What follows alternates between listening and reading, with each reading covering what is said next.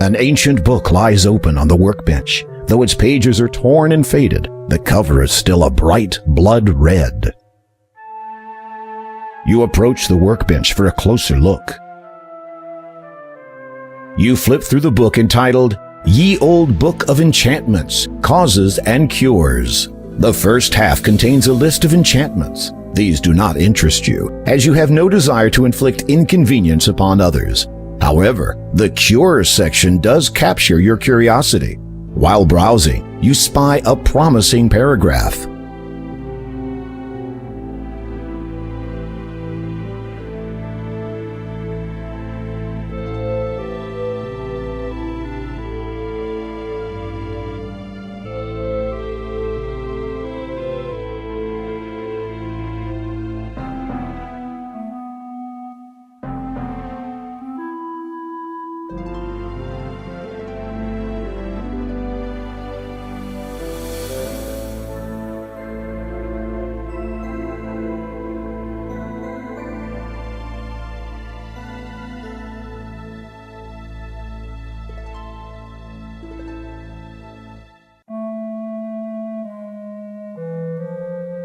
You toss the earrings into the beaker.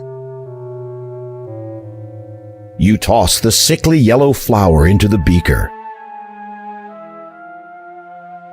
You strike the blade of your sword against the flint stone. It sparks, and the wick catches alight.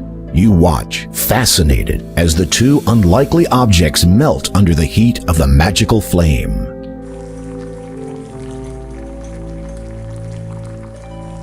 You manage to dislodge the crystal that had been set within the hilt of the sword almost a millennium ago.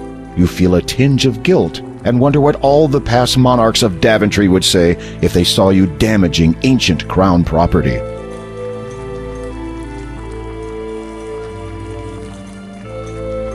You stir the mixture carefully with a white feather. It soon dissolves in the hot liquid.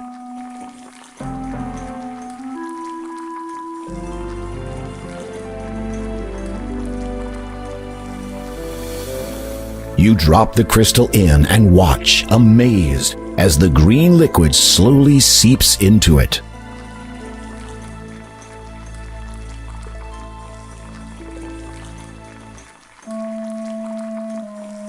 Heed now these words.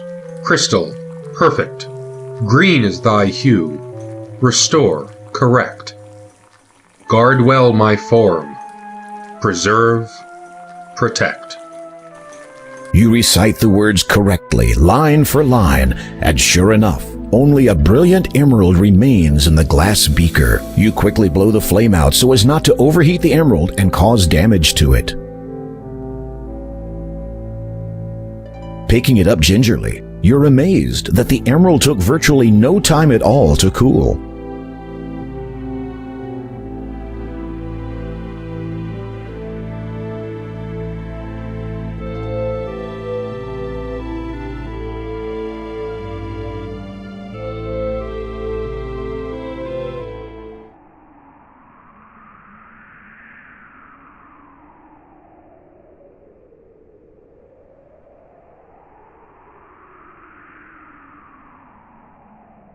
As you direct the sun's light through the emerald at the snake, you behold a wondrous transformation.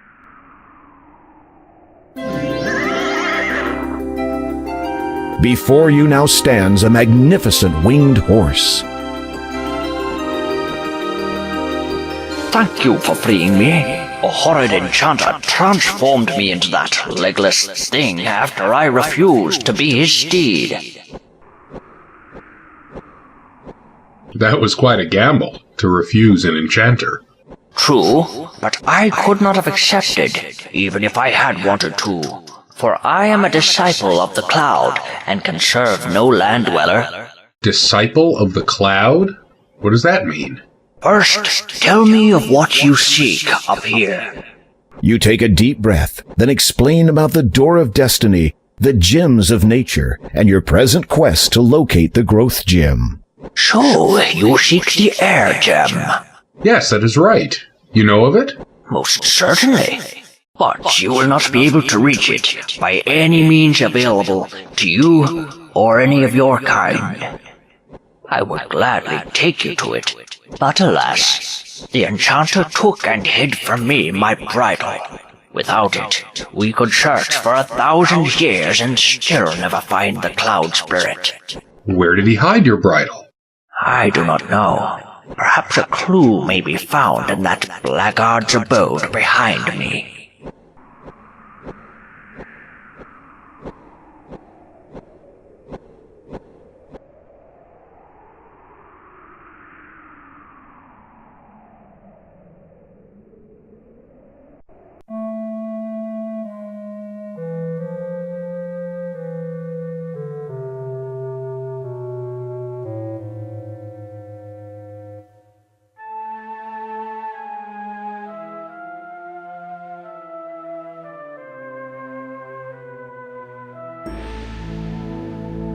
You hear footsteps approaching.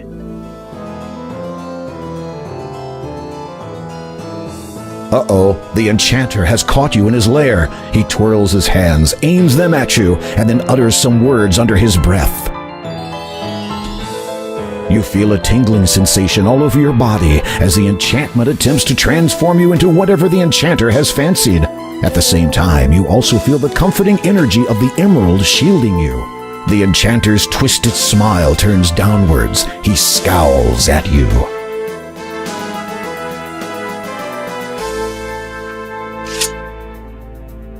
There is a look of panic on the man's face. He does not dare breathe.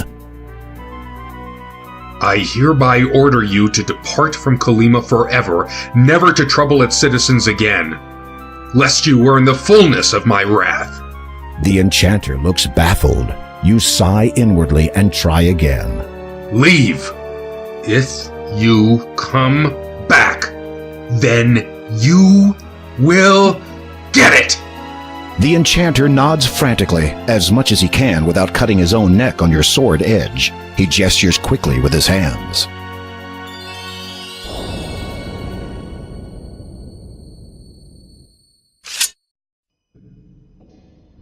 You notice that some writing.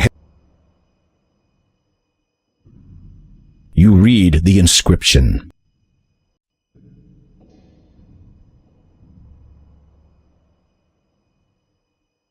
The engraving on the wall reads, "In row of stones that number 6, half and a pair from left do pick. Quell then my spell, avoid the tricks."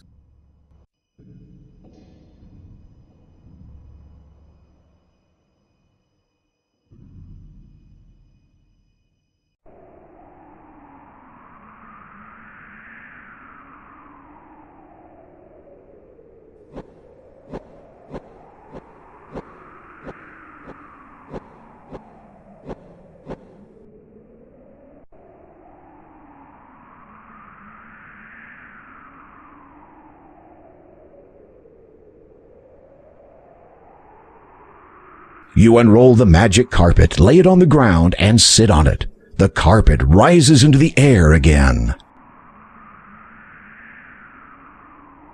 The carpet begins to descend.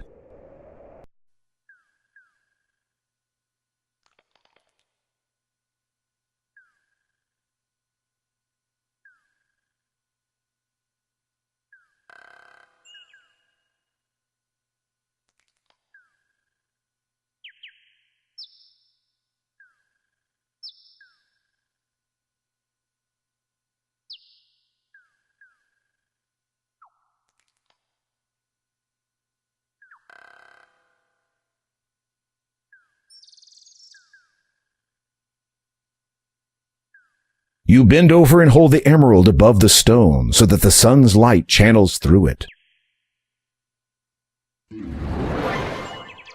Incredible! The rock has transformed into a silver-studded bridle.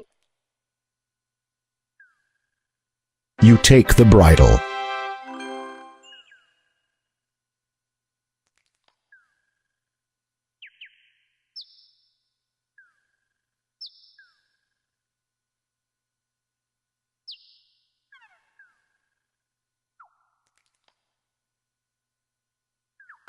You unroll the magic carpet, lay it on the ground,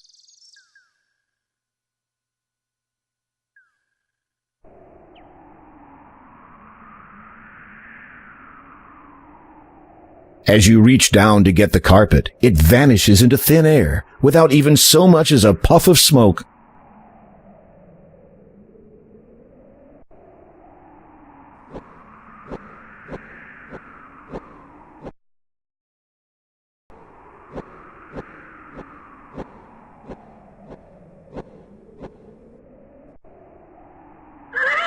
You slip the bridle over the horse's head. It whinnies its approval. Come, climb upon my back.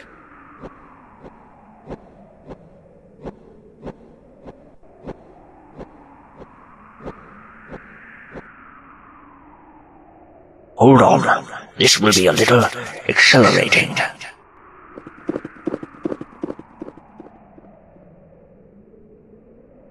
The disciple of the cloud gracefully soars high into the sky. You grip the reins tightly and hold on for dear life as he swoops and dips between the clouds. After a time, he draws near to a thick patch of luminous mist. As you pass through it, the horse sets itself down, seemingly on top of a cloud. It is all right. You can dismount now. Believing that you have finally lost all sense of reason, you dismount and prepare for a very long drop. And find yourself standing on a cloud.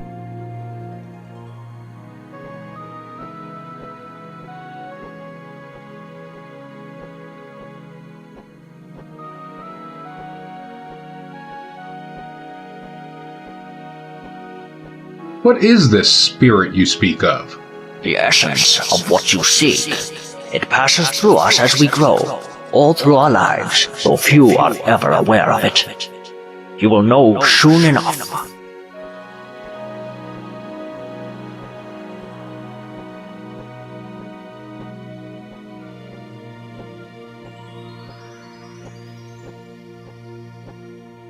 Why do you choose to serve this cloud spirit? It is my destiny, and I must fulfill it, just as you must fulfill yours. I was not aware that I had one. All of us have a destiny. Some are predestined, others are determined by choice. I believe yours to be of the latter. How is it possible that I can stand upon thin air?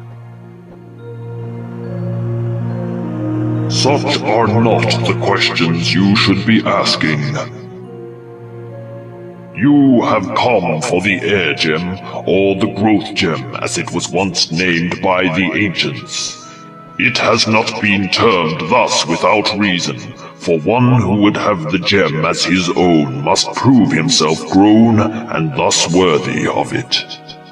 Meaning, no disrespect. Cloud Spirit. Thank you. You must agree, Cloud Spirit, that I am a man fully grown, thus fulfilling your prerequisite. A howling wind deafens you momentarily, though you feel nothing on your skin. The cloud spirit speaks again, a little more forcefully. It is not enough that you have grown in body. That much is evident. It must be proven that you have also grown in both mind and soul. So on these shall you be tested. Tested? Those who bear the burden of king are expected to possess certain qualities. Your actions will be judged against the weight of these. It shall be seen whether you are deserving of your title. It shall be seen whether you are worthy of the Growth Gem. After a moment of silence, the cloud spirit intones, Behold your first test.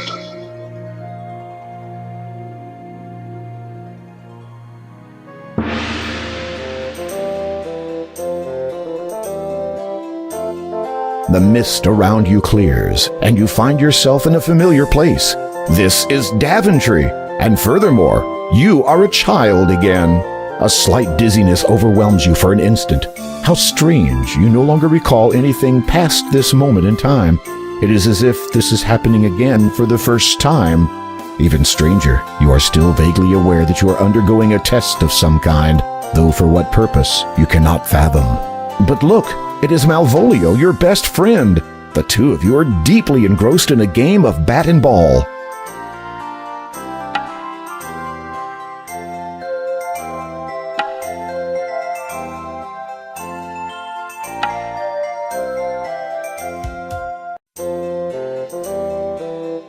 Ouch!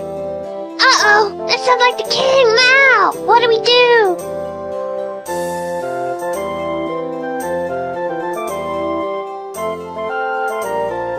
You there. Yes? Yes? Is that how you address your liege? No, your majesty, King Edward, sir. I mean, sire. Which of you two boys threw that ball? The one that just happened to land on my head?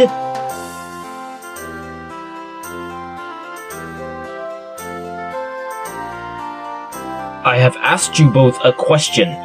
Silence is considered a response equal to impertinence.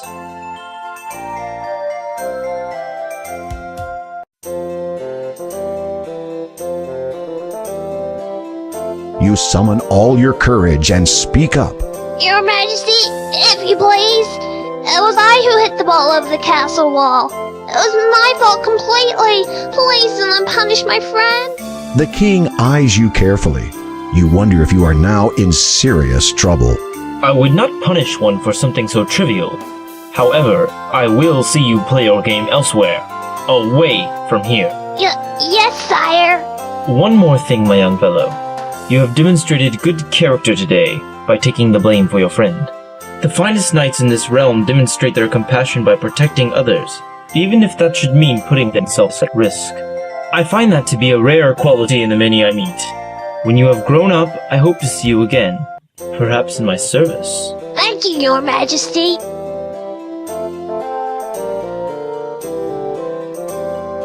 Behold your second test.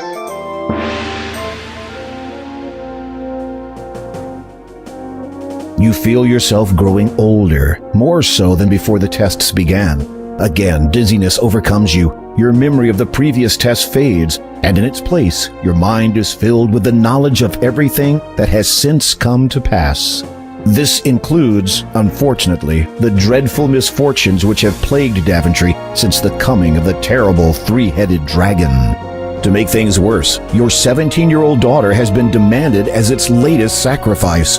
In return, it will not harm the rest of the population until the next demand. You would go forth to destroy the dragon yourself, but you no longer have the heart for such quests. Never have you felt so forlorn, so frail. You fear that given the choice, you would do anything to rectify the situation.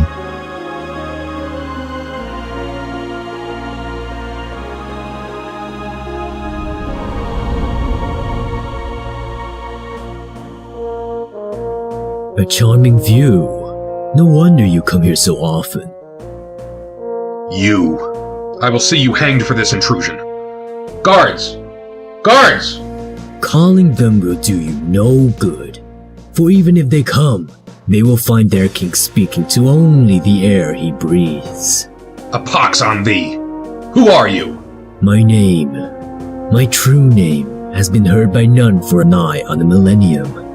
It is enough that you know me as the Father. Then say what you have come to say and be gone. You never were one for small talk. You cursed my family. As a result, that dragon is now loose upon the land and one of my children was kidnapped. Now that is not quite the truth. Do you deny your involvement? Not at all. It is just that you have omitted so much. Speak and be gone. Very well. I want your crown. You cannot believe what you have just heard. This vile creature has caused untold misery throughout your land for nearly 18 years and has now infiltrated your castle just to ask that you hand over your authority to him? Of all the outrageous... Is that what this is all about? You want to rule Daventry? What would I want with a puny little kingdom when in a few short years I will have more power than Legitimor himself? No, I want only the thing you wear atop your head. Your crown. It is an essential part of my plan. Without it, my efforts to prepare for the ascension will have been in vain. I have waited far too long to be deterred from it now. If you need it that badly, you could have just taken it. You had plenty of opportunities. Are you completely ignorant of the legends of your predecessors? None can possess the crown of the first king unless it's given. If you think for one moment that I would... Before you speak further, consider this. In exchange for what I ask, I shall lift my curse and all that it entails from you and your blighted land. You shall have both it and your family restored in full. Minus your title, naturally. Your mind reels at these words. For almost 2 decades, a countless number of innocent people have suffered under the afflictions Daventry has had to endure. So many more people would continue to suffer indefinitely, notwithstanding the pain you feel over your own family's misfortune. With a simple statement, you could put an end to it all.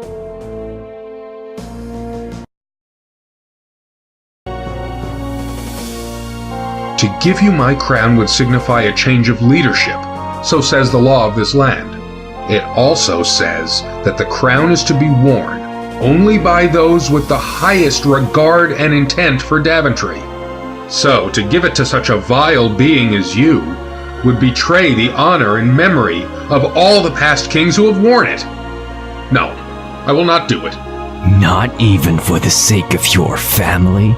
There are some principles for which even one's family must be sacrificed. The man appraises you as a scientist would a unique specimen. What an intriguing set of morals you have, King Graham. I almost look forward to the time when you will put aside your obligations here and seek me out. I have foreseen that we shall meet again.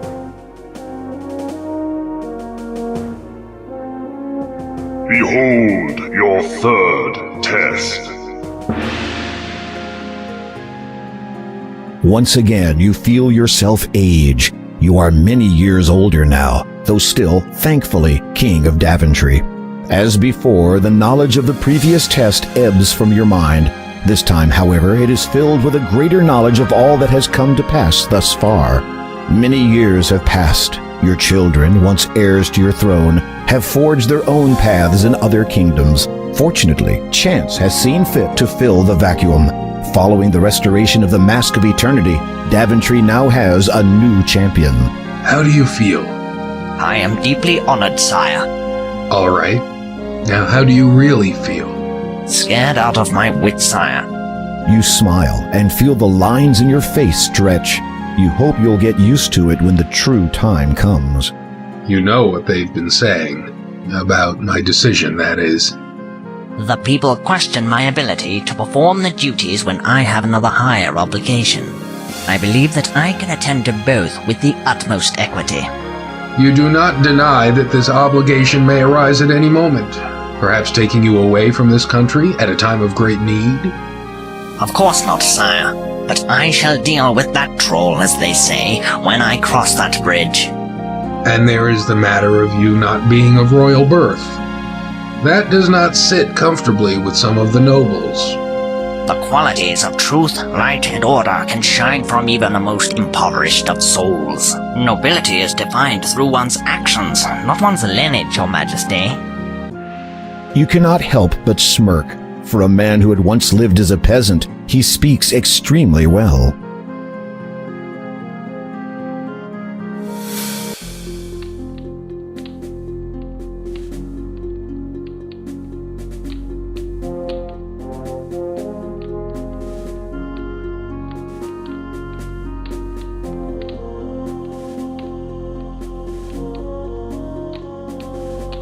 I have carefully thought over the matter put before me.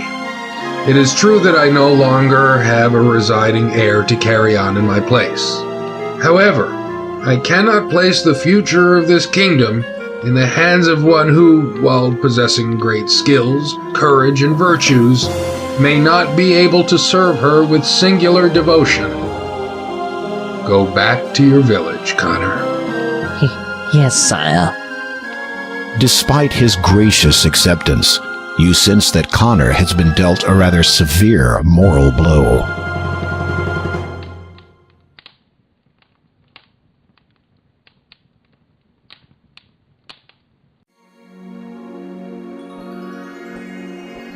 In an instant, you find yourself standing before the cloud spirit once more. You also notice that it is starting to get dark. You have demonstrated some understanding of compassion, honor, and loyalty. These attributes transcend the mind and speak of the soul within you. Growth continues unabated throughout the lives of all living things. While you still have much to learn, you will continue to grow in all ways. You are judged worthy of the Heir and Growth Gem.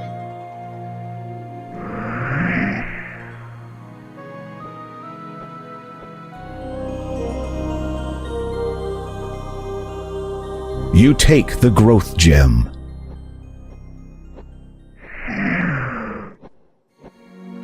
As you feel the knowledge of the last test fade from your mind, the cloud beneath your feet begins to evaporate. You'd better get out of here quickly, Graham.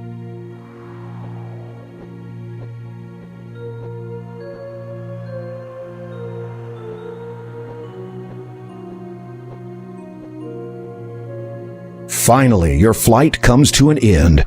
You hope that it will be quite a while before you take to the air again.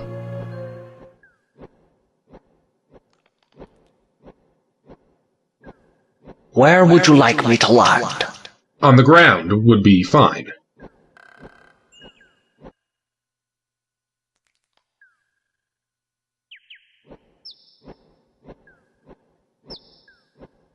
Take this sugar cube. It will protect against the poisonous growth of this land. Fare thee well.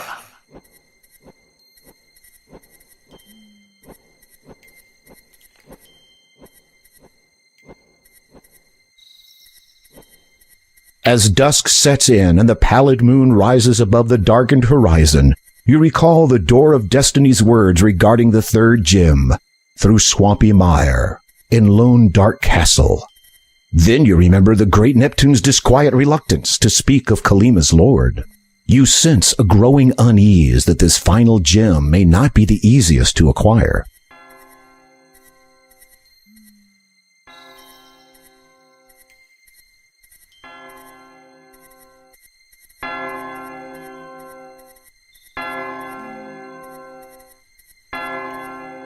Finding the door unlocked and unbarred, you enter the church.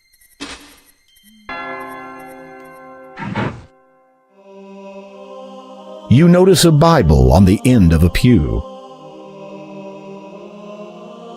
You look over the Bible, which appears to be many decades old. You open it and find that an otherwise blank page at the front has been written on. It is dated over 20 years ago.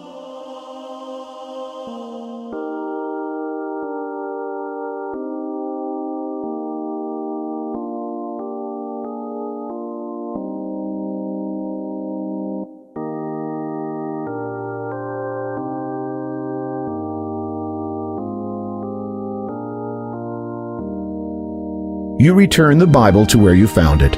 You also notice that a page from the Bible has fallen onto the floor. You pick up the fallen page and read it. The words appear to have been written recently. Something wicked started war. Shame nobody ever saw.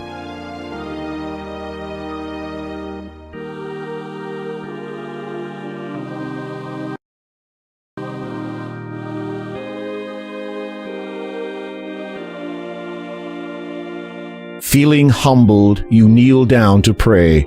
You rise again after a few moments.